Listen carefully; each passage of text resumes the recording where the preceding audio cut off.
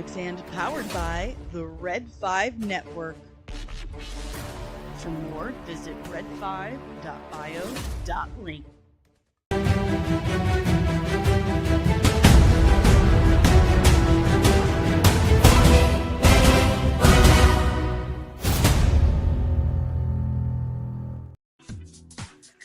Good morning. Welcome back, nerds. Did you know I'm a loser? Yeah, it must be true because Jeff Snyder said so.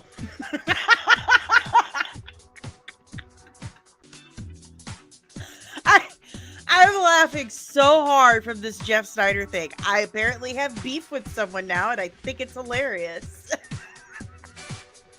The guy who was screaming over and over again how he's gonna drop the effing Batman 2 script. I don't give a James Gunn, be a big man, come at me on Twitter in his hot pink Speedos.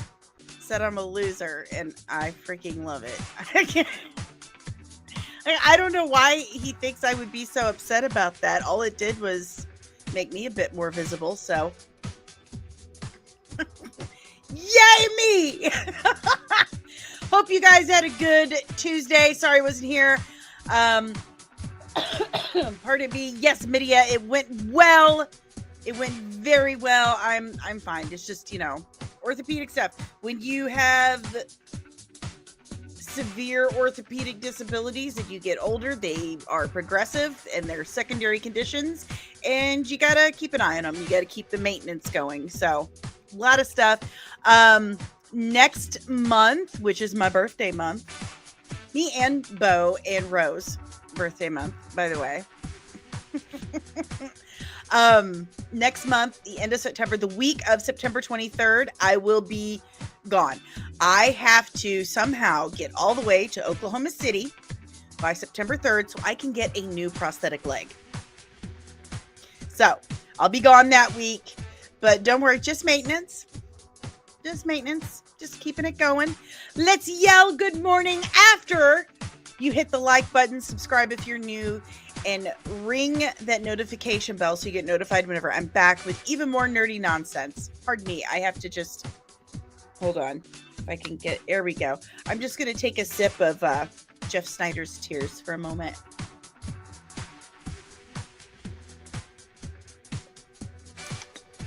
Refreshing. It's just refreshing. Highly recommend it. Jeff Snyder's tears. You can taste the discount scooper. Just, I feel so fulfilled now. Good morning, nerdling deranged lunatic. Buenos dias, Fernando. Good morning, Penny. Good morning, Maria. And I wanted to tell you something because I totally spaced Tuesday and I've been thinking about it nonstop. You called me Lois Lane about the interviews with Revival showrunners and lead actress. So thank you. I think that's adorable and I love it. That makes me so happy. And I'll tell you something really cool that happened to the doctor's office too. Are you leaving, DL? No! Good morning, Kitala. Good morning, Nerdling First Class contributing producer Kino. Good morning, Loki. Oh, you got blocked from a game journalist? See, that I'm really not surprised. It is going around, I guess. It is. It is. Good morning, Jaden. Good morning. It is hump day. It's Wednesday. It's hump day. So I went to the doctor's office yesterday. And while I was there, another person came in that I recognized, someone that I taught hair with and knew very well. We worked together a couple of times. He's a cosmetologist. He's kind of a big deal in the hair world out here in our corner of the world. Always kind of looked up to him for that. I mean, how could you not? He's super cool. Hi, Shane. I hope you're watching. And we're sitting there. We're talking for a while. And then, we go back to just kind of sitting there. And then all of a sudden he goes, hey, I am so proud of you. Your podcast is so awesome. I love it. And I was like, what? What? Like someone like that I looked up to is like, thank you. He told me how professional it looked and stuff and how much he loved it. And I was like, oh my God. So then I was in my, doctor's room and the nurse comes in. So now the other nurse told her that not only her patient, me, but it was telling him about my podcast. She's like, do you have a podcast? Can I see? So a couple of the nurses like subscribed and I don't know, that was neat.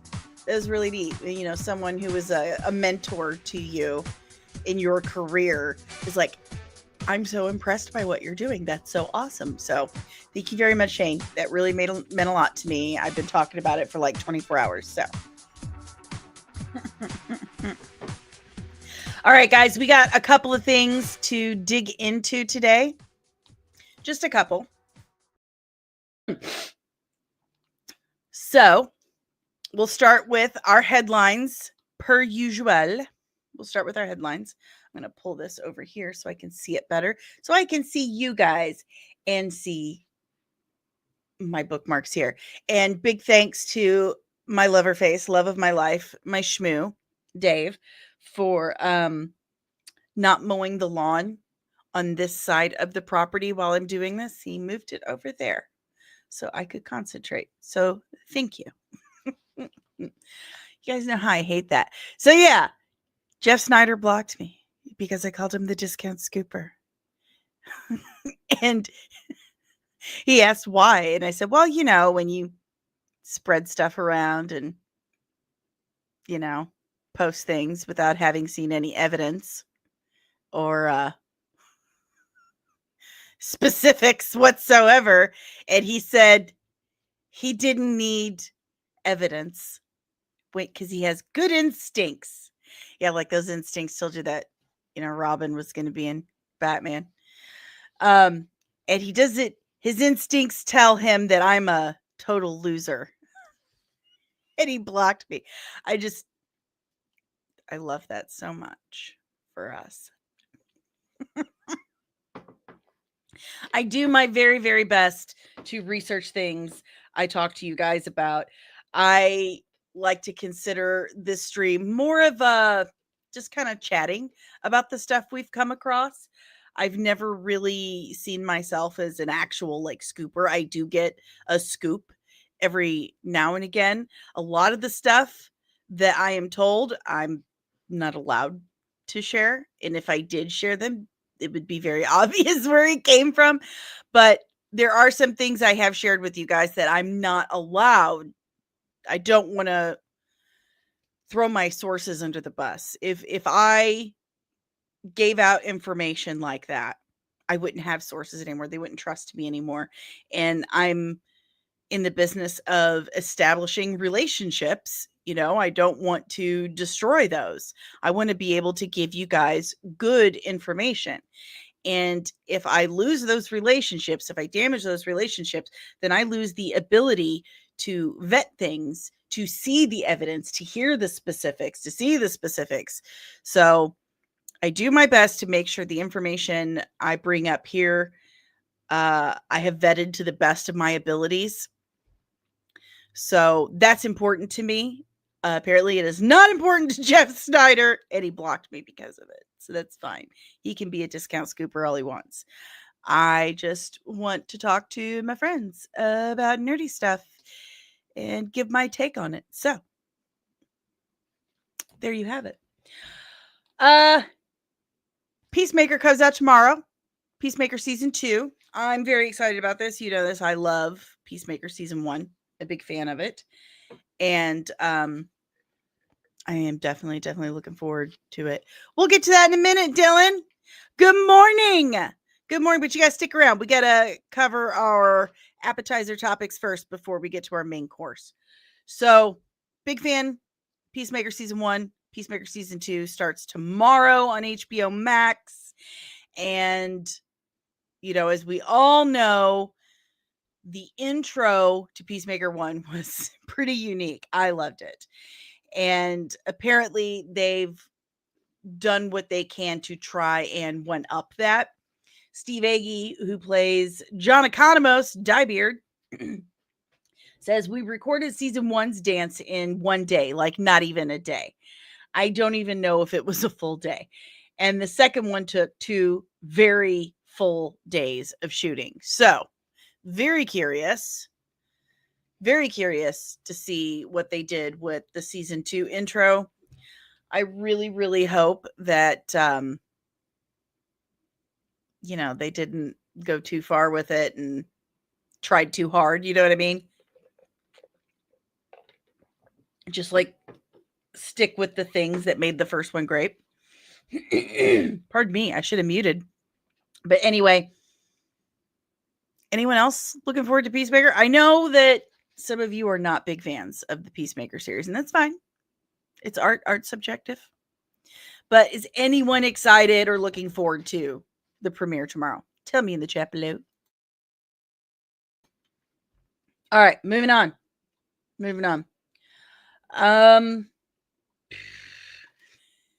We've got some crazy stuff. I mean, there is some crazy stuff that I want to get into today. Like, I feel like this is kind of a watershed moment for Marvel, and a lot of other things have come out. Jaden, what other DC characters will be in Peacemaker season 2? So, we have Judo Master. He's coming back. Also, we're going to see Maxwell Lord, Guy Gardner, Hawkgirl. We're definitely going to see them. There is supposed to be some really big cameos, some people popping up that are pretty big deal towards the end. I think it might possibly be Kumail Nanjiani as Booster Gold, personally. So, but other than that, I mean, he did say that it's a sequel. It is a sequel to Superman. So, good morning, Truth. Good morning, sir. So, yeah, the last 2 episodes are super hush hush. James Gunn said he didn't even show his publicist. So,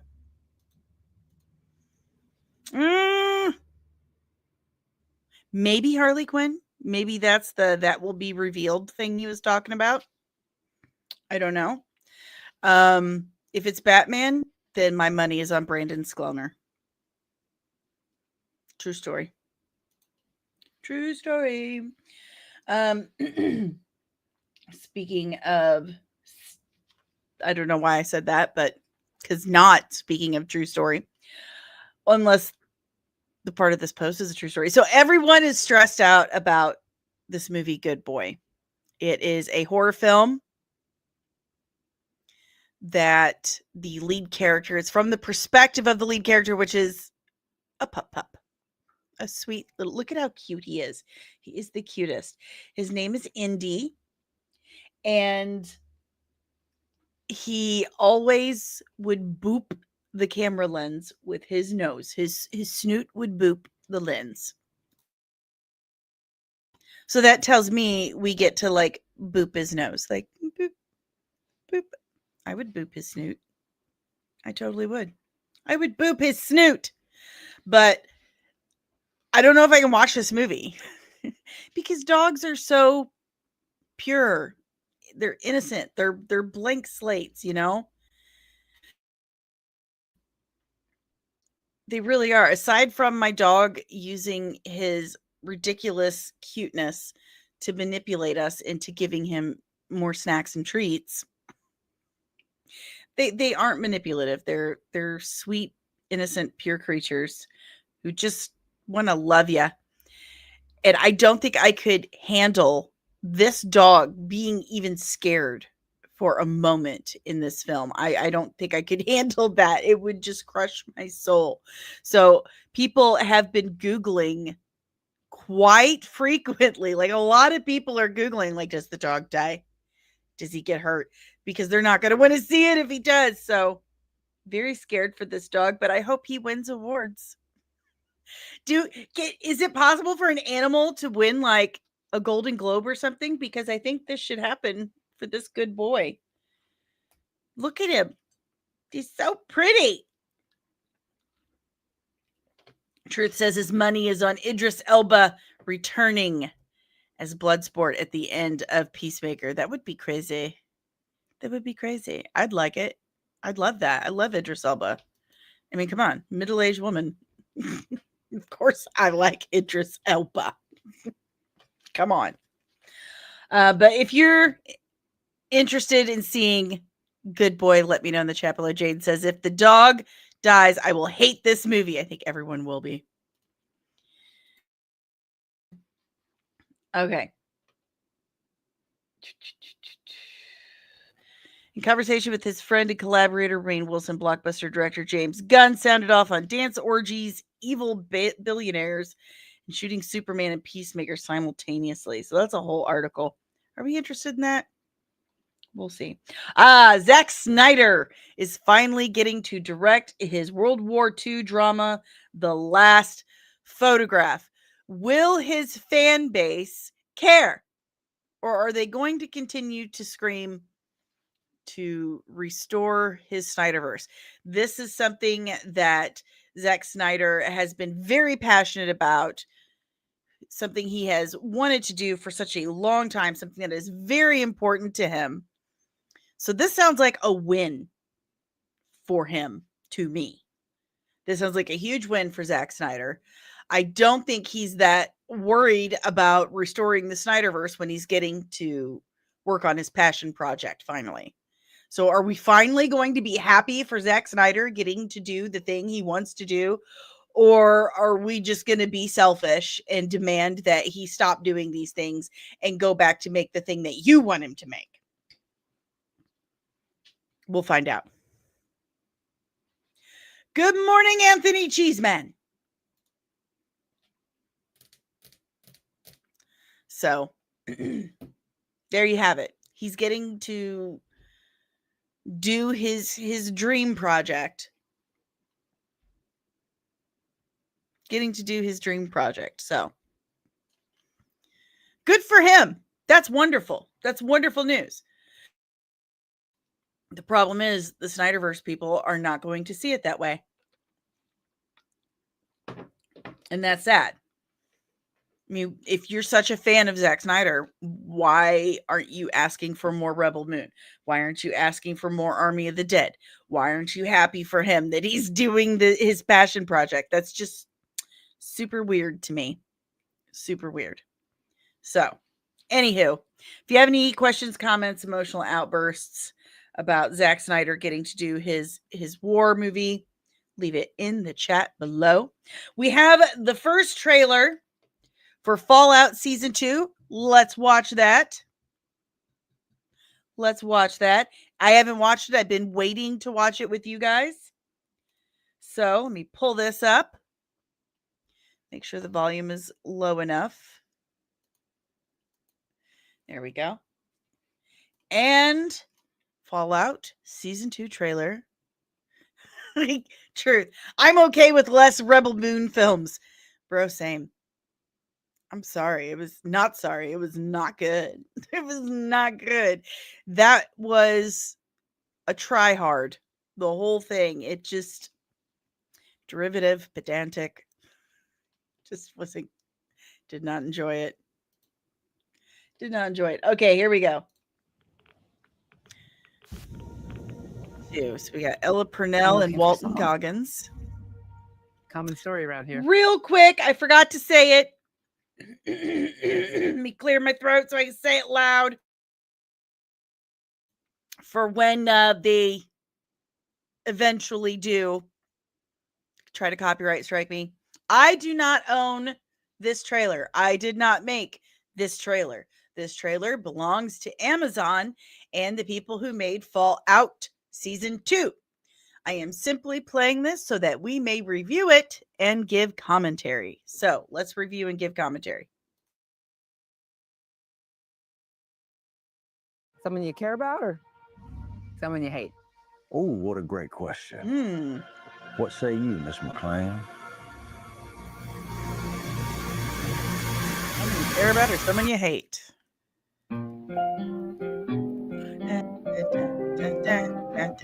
Why would my dad go to Las Vegas? Okay. Huh. What do you mean? You don't know? I know why the world ended. It started here. Oh, so the end of the world With one man. starts in Vegas. It's all over, but the crowd. Does look really good. Cooper Howard, star of the silver screen. I do Like yourself, I am really very like busy. the flashbacks with Walton Goggins. I always think of Goggins goggles. Anyway, looks really good so far. But what I do. So we've got 1950s. Is I know everything. Justin Theroux. That's who started everything. I know there's a war coming. Oh, is there? The bombs will only be the beginning. He looks so good. I can never get over how good Walton Goggins looks in this show. Listen, I know he's becoming like Pedro Pascal. He's showing up in everything, but man, everything he does is just incredible. Come on, baby Billy Freeman. Let's go.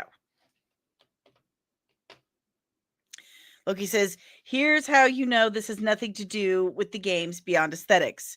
She's still wearing her default suit. No gamer does this. I have never played these games. My kids played these games. So I have very, very little knowledge about them, period. But I do know a lot of people really like this show. People want Walton Goggins to be Booster Gold? Heck no. Come on. That's crazy. That is absolutely crazy. I cannot see that at all. At all. I just can't. He's way too old for it too. I'm just being real. My concern is that you would do just about anything to save your family. Well, who wouldn't? I think you are actually quite a violent man. You just don't want to kill me yet. I love Justin Theroux. This December, I think it's December 17th. It looks really good. The end of the world. Oh. Woo.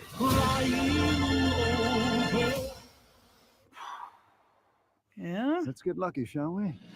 We shall.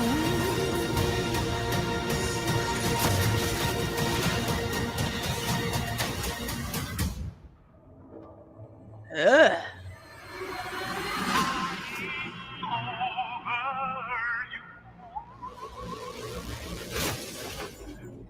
Hunter! A dinosaur or a dragon?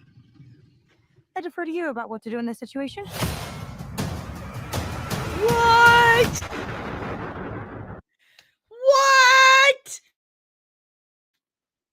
Good morning, Science Fictionary Podcast. What's up? Was that a dinosaur or a dragon? What was that?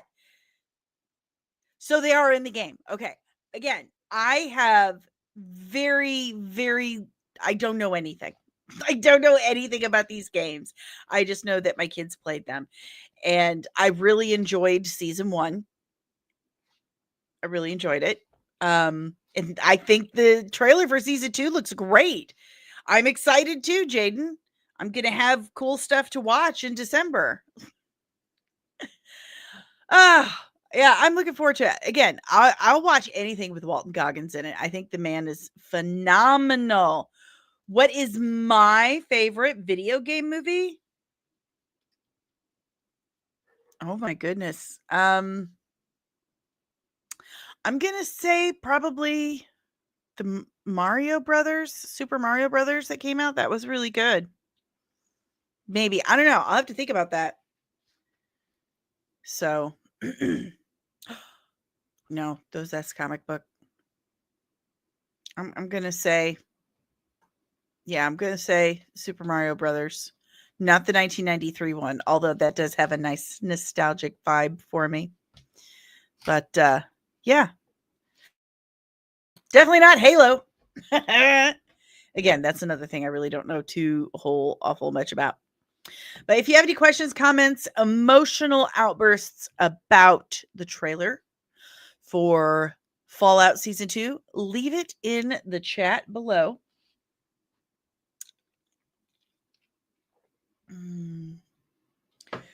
Just filling up on those tears. We also got our reveal of the Weasley kiddos. Trying to find it. I know I had like an actual picture. I don't want to open the whole article. But it's probably going to make me. But anyway, here's the Weasley kids.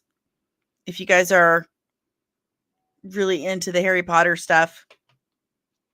Oh, yeah, Mortal Kombat. It might be Mortal Kombat. I think it's Mortal Kombat for me. The first one. Resident Evil and Mortal Kombat are my favorite video game movies. Oh, yeah, the Street Fighter games. That was something we played a lot when we were kids, too. But Mortal Kombat was kind of my brother and I's jam. And Sonic the Hedgehog. Yup. So there's your Weasley kids. We got more behind the scenes of the Hagrid double. Dude. This wire keeps getting in my face. I did not know that was not Nick Frost. I thought it was Nick Frost who had 2 motion capture dots painted on his face for whatever reason. I don't know. But I really thought that was Nick Frost. It was not Nick Frost. That was an animatronic head on his double.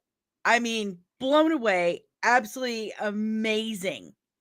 It looks so good. That I sent that to my friend Brian Sipe, the special effects artist. I showed him and he was like, that looks really good. Like I thought that was Nick Frost. That's incredible. Good morning, Apex Comics. I love to see Mortal Kombat 2 with Carl Urban playing Johnny Cage, dude. Johnny Cage was like my favorite Mortal Kombat 1, the original game, favorite character. And I love Carl Urban, so I'm totally here for that. Totally here for it.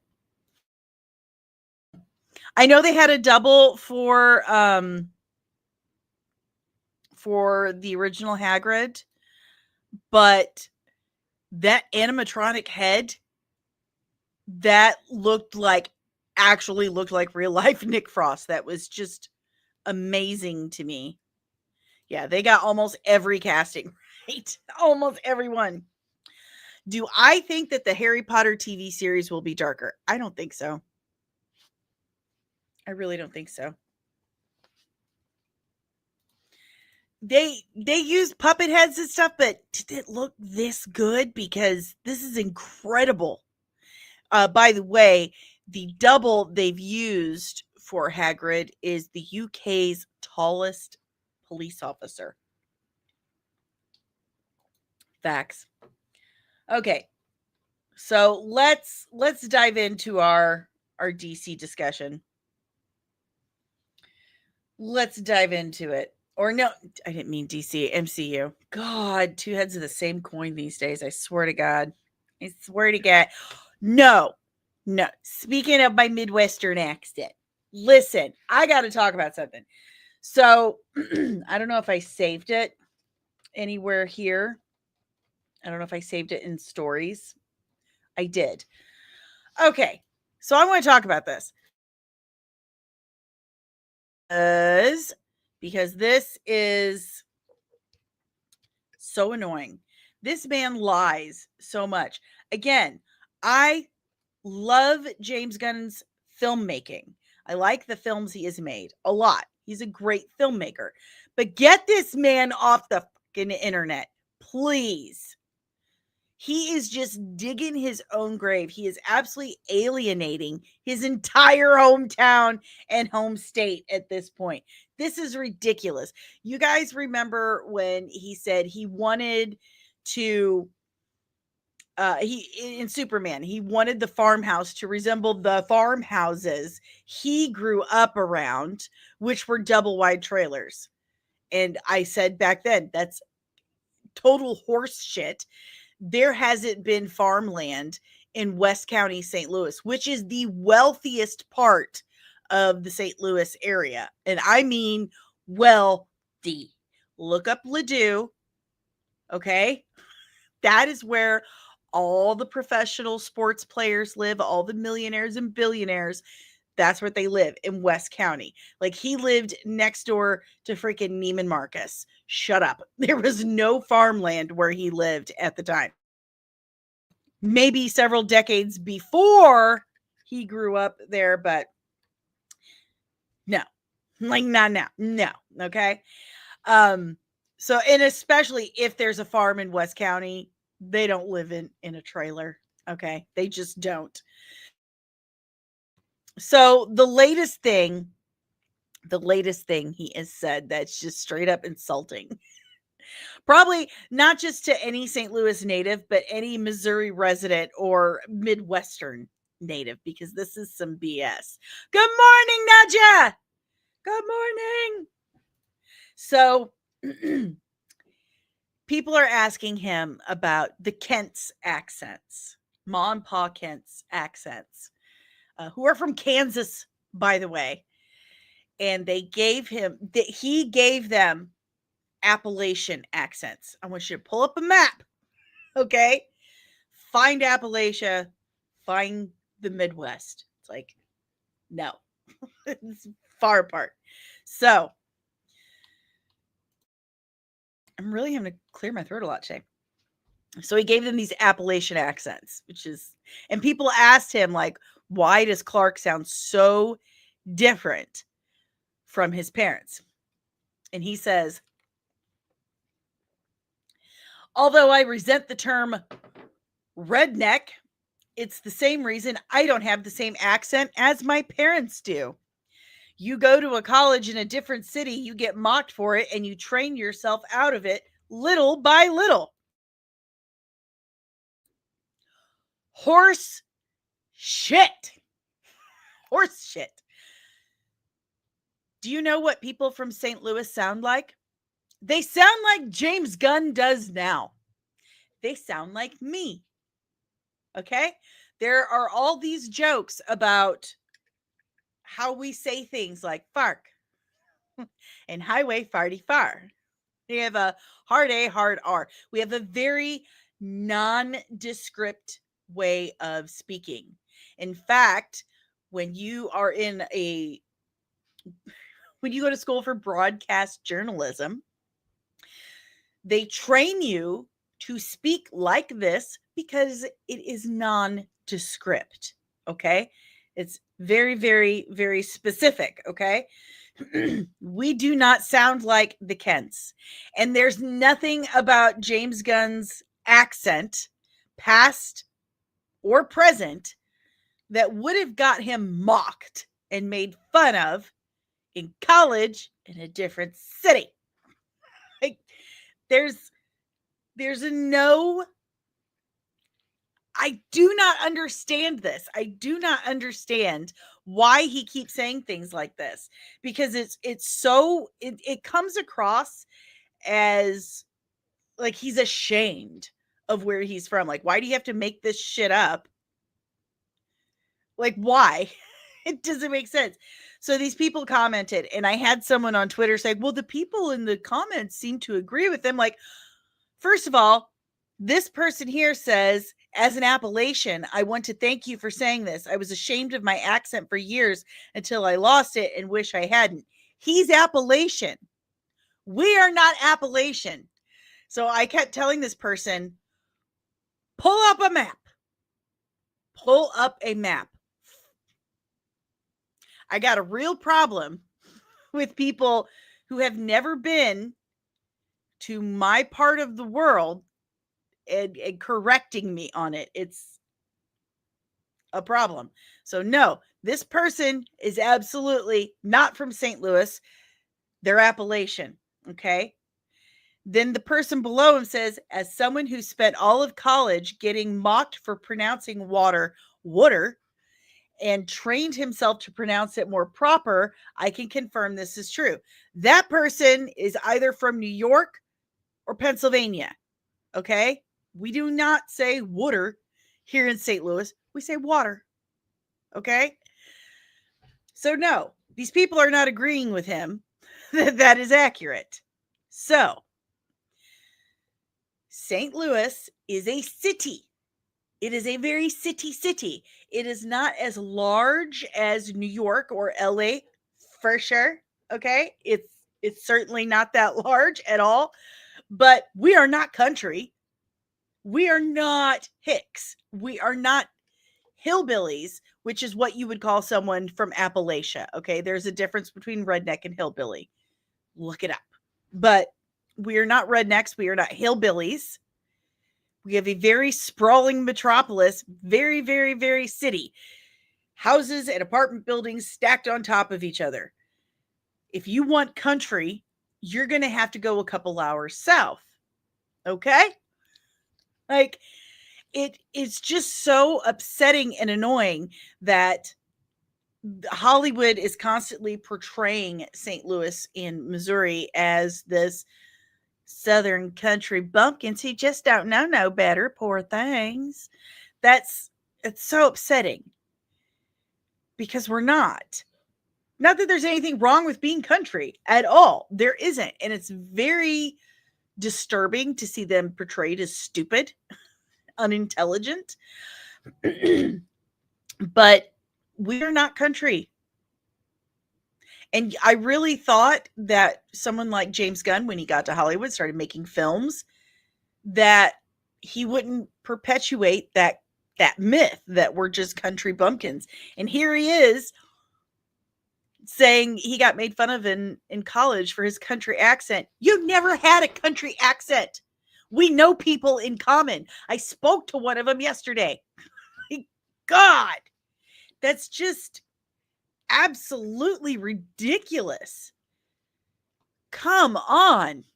Stop lying. Why are you lying? It's so weird. It's so weird.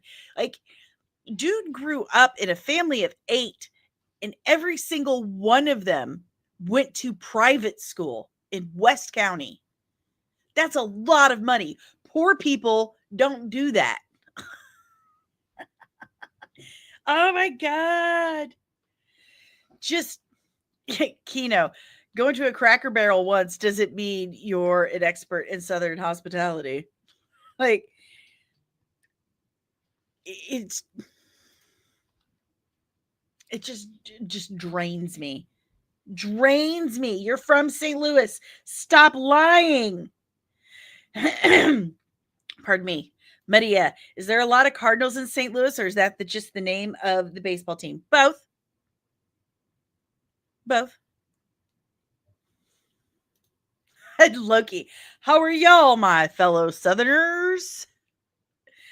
I was talking to a friend yesterday, and we were like, look, I'm a poor.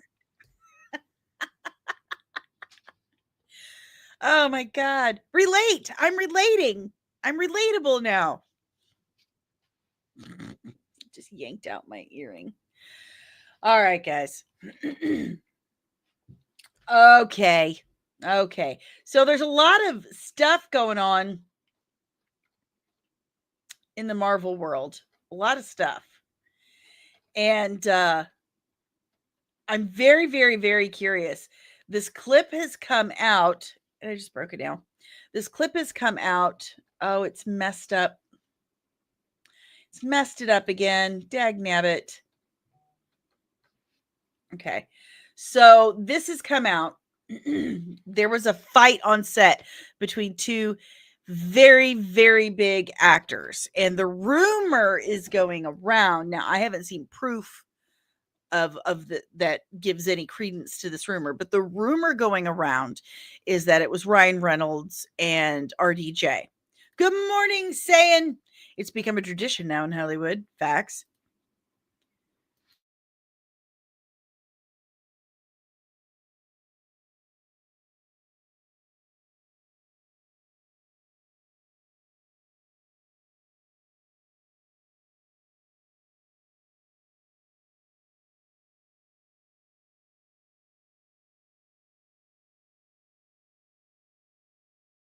Sorry, that was weird. I didn't mute myself, but somehow I did. Good morning. And yes, so how far are we from Chicago? We are about 4.5 hours. Illinois is our neighbor to the east, right? And St. Louis is right smack dab in the middle of Missouri on the far east corner. And Chicago is all the way up in the northeast corner of Illinois. So we're about 4.5 hours. 4.5 hours. Science fiction area. Hollywood loves to play anyone outside of New York and LA as backward. I know. It's like all of the United States is LA or New York. Like, come on. It's not even the majority of the country. It's not even the majority of the country. And I am absolutely convinced that they don't know what reality actually is. Robert Downey Doom arguing with Ryan Reynolds. No way. But this is what the rumor is. There's no proof of this. And some people said that that's not who it was. So here is the clip from La Rocca, or The Rocca, whatever The Rocca says. John Rocca. Anyway, John Rocca, his podcast. I've heard that a clash between two particular actors became so heated that certain scenes involving their respective characters had to be altered or removed from the script entirely. Who are the actors that are fighting? Oh, I'm not going to say that. You know? No, I do know, yes. And they are two pretty big actors. And apparently a comment, from what I understand, a comment was made in jest that was a bit too familiar because these actors didn't know each other that well and crossed the line. Uh-oh. And one of the actors got really upset about it, confronted the other actor. Said it in jest like publicly, or said it in jest like behind the scenes? On the set. Okay. And that caused a big rift and battle. And I'm just going to leave it at two very outspoken actors went at each other. And from what I understand and what I was told, one of the actors was, Marvel said, we'll shoot your scene separately, or we'll shoot scenes without the other actor in it, or you can, we'll figure it out in some other way. And so that actor felt that the fact that Marvel was willing to make these concessions was enough, because they also told this actor that it was going to cost like millions of dollars to shoot scenes without the other actor. Wow. So, ego wars. Good morning, Dom. Ego wars. So we've got two big names, two big egos coming to blows on set. So much so that they were willing to spend millions of dollars to shoot around them.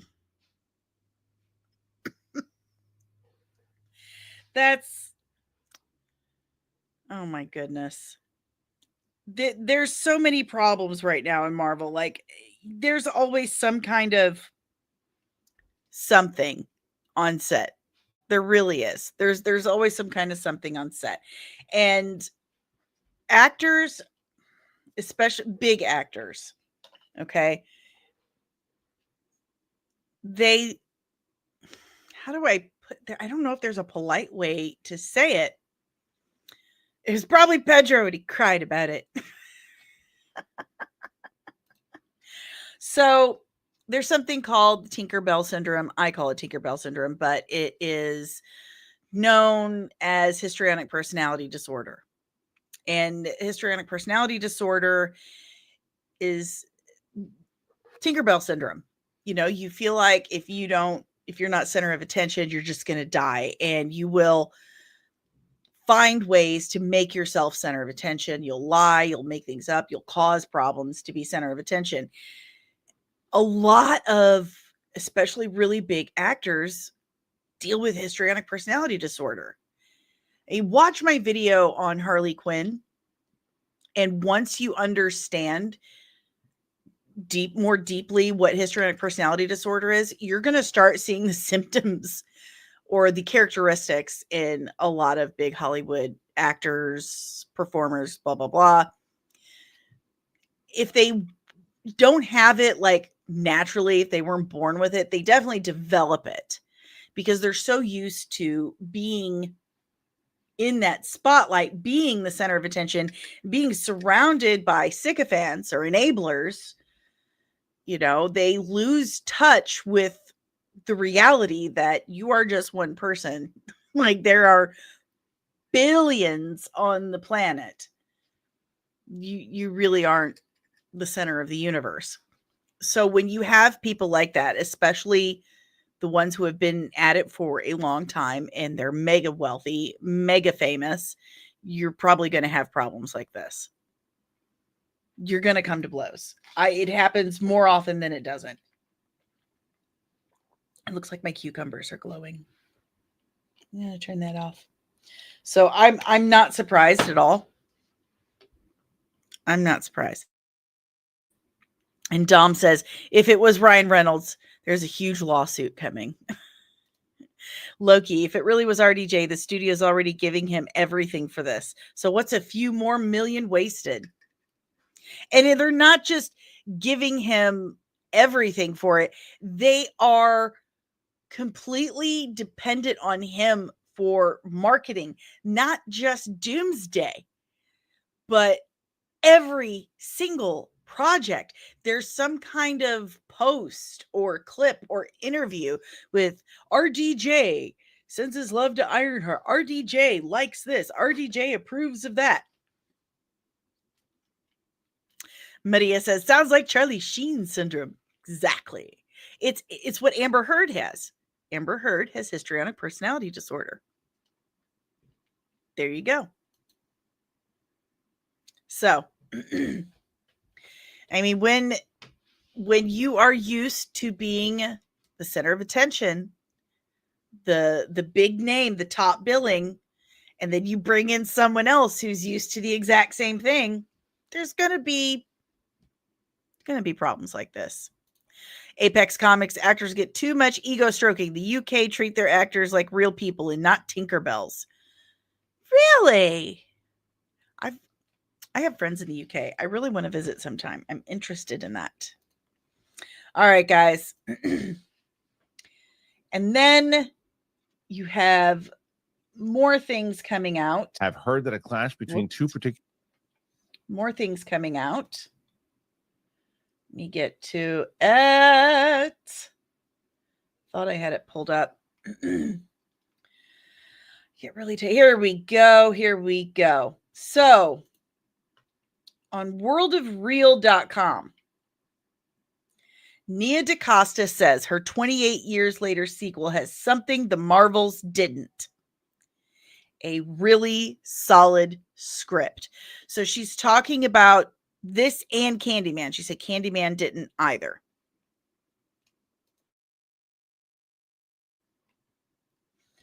Okay. Now, you also have to keep in mind, Nia DaCosta wasn't just the director of the Marvels. She was one of the writers. There's like 3 other writers. Let me get that pulled up on IMDb. I had it and then I clicked off of it somehow for some reason because I get distracted. Okay, so the writers for the Marvels. Where is it at? Oh, here we go. I thought I already clicked on it. Writers Nia DaCosta, Megan McDonnell, and Elisa Karasik. Karasik? I don't know how to say it. So she was one of 3 screenwriters on this film. And she's saying there wasn't a solid script. I mean, she's not wrong. She's not wrong. There have been all these reports coming out that like Rebecca Remain saying, I don't know if I'm done filming yet because they still don't have a finished script. The Russo saying, we don't have the 3rd act, and then saying, oh wait, we think we have the 3rd act now. And James Gunn himself, like, I don't agree with everything he says. Clearly, it just went on like 20 minutes ranting about his lies. But he has said part of the problem with Marvel is they're starting to make movies and they don't even have a finished script. That really sounds like, something you shouldn't be doing. That should be obvious. Like, let's finish the script first, make sure we have a solid foundation to build off of, and then start making our film. But Marvel has been notorious the last several years, if not forever, of starting production without having a completed script, sometimes without even having a script at all. They just have some previs. They're like, this looks cool, start making this. So Nia DaCosta, who directed and was one of the writers for the Marvels, while talking about her latest film 28 years later, the reason why it's better is because it's got a good script. It's got a solid script. The thing about the Marvels was, it's not the worst Marvel movie. It's not the worst Marvel anything. It wasn't that bad, but you can tell there is stuff missing. There's stuff missing. Stuff has been cut out. There's stuff missing. It's full of holes. And you just really feel it. Like that whole musical sequence, it just didn't fit at all. It was just awkward. It didn't seem to fit at all. There was stuff missing. Apex MCU is waiting for UPS to deliver their Doomsday script. Loki says also, there was a rumor that DaCosta didn't complete the movie. Then there's that as well.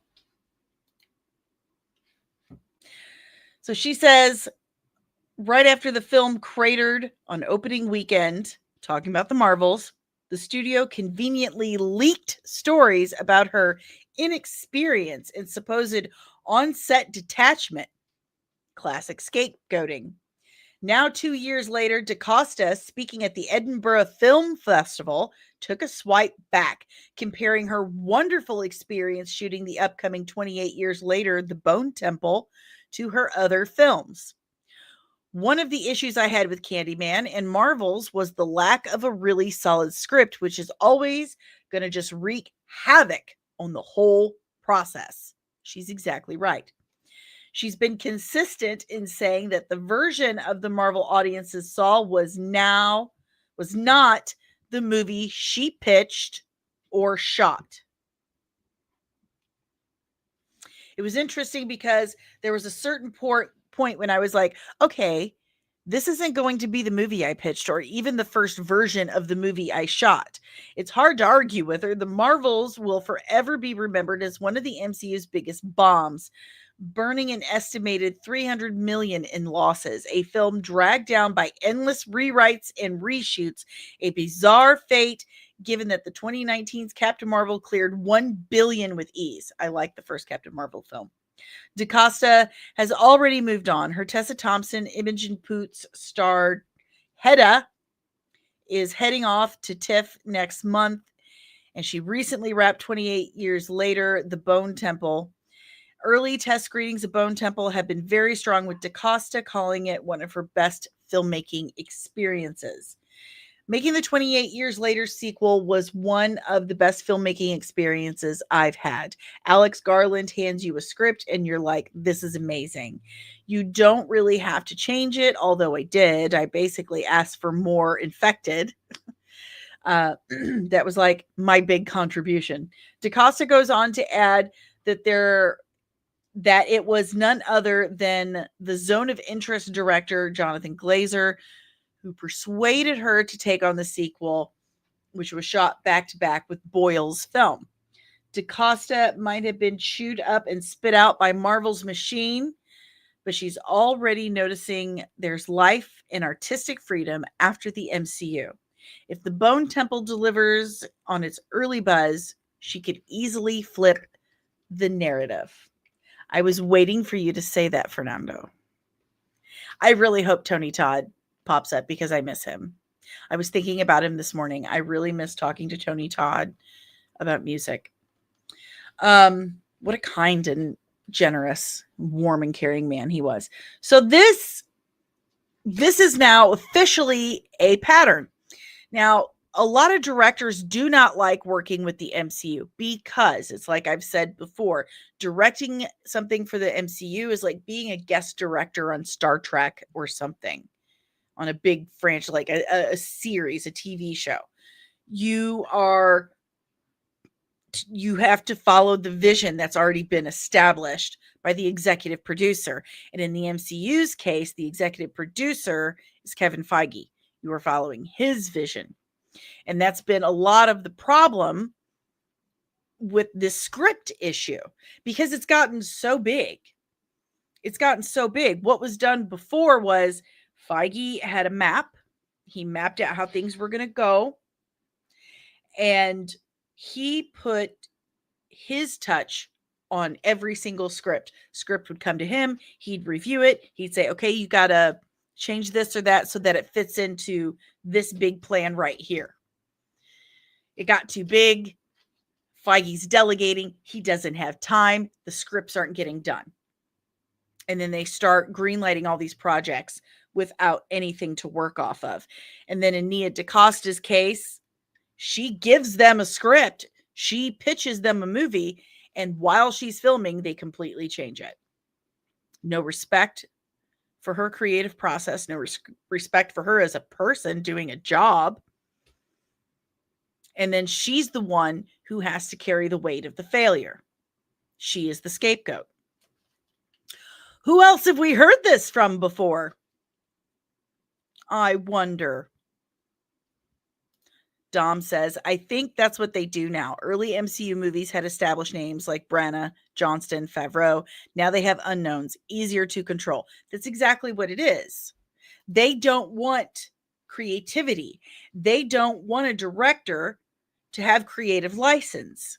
They want them to follow the plan. They want them to follow the map. They want someone who will do what they're told. Someone they can control. And someone who's going to shut up and deal with the abuse that goes on behind the scenes to actors, writers, directors, all of them. They call them the golden handcuffs for a reason. Plain and simple. And that's a problem. It is a problem. The bubble has burst. This to me feels kind of like a watershed moment. More of these stories are coming out.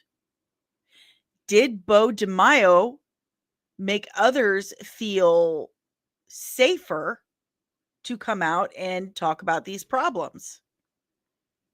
Is his, outspokenness about these problems, is that causing others to feel like, you know what, I feel like I can talk about this now? Omari says, it's bad when the best part of the Marvels is a mid-credit scene with the Beast that has nothing to do with the movie. Well, I mean, it kind of did because, Monica single-handedly stopped an incursion and ended up over there. But yeah, I totally get your point. That was the best part. I love Iman Vellani. I make no shame in admitting that. I absolutely love Iman Vellani. I think she's one of the most perfect casting they have done, like right on par with Robert Downey Jr. as Iron Man. She is Miss Marvel, and she's such a Miss Marvel superfan that it's absolutely perfect. And I love how honest she tries to keep, Feige and Marvel on the projects that she works on. And she's very honest with her reviews. So good for her. Maria says, Gal Gadot said in the past that Joss Whedon was very abusive with her on set. Yeah, I've heard that too. And that just devastated me. I was such a big Joss Whedon fan. And I remember hearing things about how he treated people on set, Buffy and Angel, like 20 something years ago. Like what he did to Charisma Carpenter was just horrible. And then when this stuff came out about Justice League, it was just like, you know what? Fuck you, buddy. I respect that you created Buffy, but you can't treat people like that. Apex says, I love furry Blue Beast in the Avengers and X-Men comics. I do too. Hank McCoy all the way. But if you have any questions, comments, emotional outbursts about Nia DaCosta opening up about her experience on the Marvels, leave it in the chat below. And from what I hear, Jaden, Charlize Theron is coming back as Clea. That's what I hear. Leave in the chat below. We are wrapping things up. I appreciate you guys. You are the best around. No one's ever gonna keep you down. And if you would like to help support the channel, I appreciate that. The easiest and freest way possible is just by hitting that like button, subscribing if you're new, and ringing the notification bell so you get notified whenever I'm back with even more of this nerdy nonsense. But if you would like to help support the channel in other ways, I have some amazing options for you. All of this is in the description below. First and foremost, you can scan that QR code right there. It'll take you to buymeacoffee.com/comics and MUA. And you can tip me as little or as much as you like. You can help with my trip, help get me to Oklahoma City so I can get my new leg. You can help me get that flashy new keyboard. You can help me pay for the software to run the stream, to edit things, all that good stuff. And it starts at buymeacoffee.com/comics and MUA. You can also use Cash App. All these links are secure, I promise you. But I know a lot of people are comfortable with Cash App. So there you go. Cash App, $DanielleSoncasie. Also, you can check out the official Nerdling Army over at patreon.com/comics, and you get exclusive content, outtakes, behind the scenes, exclusive chat rooms, exclusive merch, all for as little as $3 a month. So check it out, patreon.com/comics. And there's also a merch store, comics and cosmetics.etsy.com. Hundreds of designs, hundreds of products, all made by yours truly. So check that out, comicsandcosmetics.etsy.com. I'm also an affiliate for Leash Boss, where I can save you 15% on all your doggo needs. Zenni Optical, that's right, my famous glasses that have barely become part of my personality. I can save you 10% on those. And all of your superhero collectibles can be found at coravault.com/comics, and use code COMICSAND for 10% off today. Also for TikTok and CapCut. This podcast is powered by the Red 5 Network. We are a collective of exclusively nerdy podcasters and content creators here to entertain and educate you. So if you enjoy my content, chances are you will enjoy more of what the Red 5 Network has to offer you. So go to red5.bio.link today to discover more of the Red 5 family of podcasts. That's right. Apex says, Charlize Theron is a great Clea. I agree. Omari, Iman won't get another shot until the Young Avengers movie. Yeah, probably not. And who knows if that's even going to happen anymore. I mean, really. Maria says, you should write a song and produce a song and release it online. Oh, man. It would not be any good. I mean, there's the Chicken Poof song, but you don't want to hear that. It's not good. I don't know if I could ever actually do things like that. Oh, right back at you, Jaden. Well, that's all I got for you nerds today. Go check out the interviews I have up. Make sure to hashtag Renew Revival Season 2. Go check out Revival and then come back and tell me what you thought of it, because I really love that show and I'd love to see a Season 2. But you guys have a great day. I'll see you tomorrow morning for more of this nonsense. But until then, keep your eyes peeled Okay, because Disney and Kathleen Kennedy are gonna get you.